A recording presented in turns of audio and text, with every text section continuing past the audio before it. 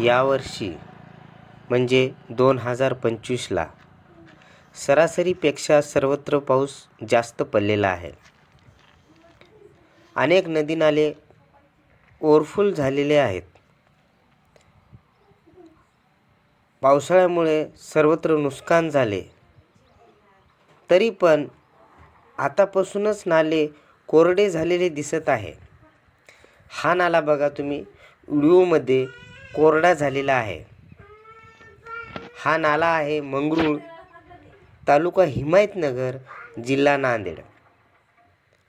हा सर्वत्र नाला तुम्हाला कोरडा दिसत आहे. आतापासूनच ही परिस्थिती राहिल्यास भविष्यामध्ये काही महिन्यामध्ये पाण्याची टंचाई तर होणार नाही ना, ही चिंता येथील गावकऱ्याला लागलेली आहे. मी मनोज विश्वनाथ तपासकर, जागो MTV साठी मंगरूळ, तालुका हिमायतनगर, जिल्हा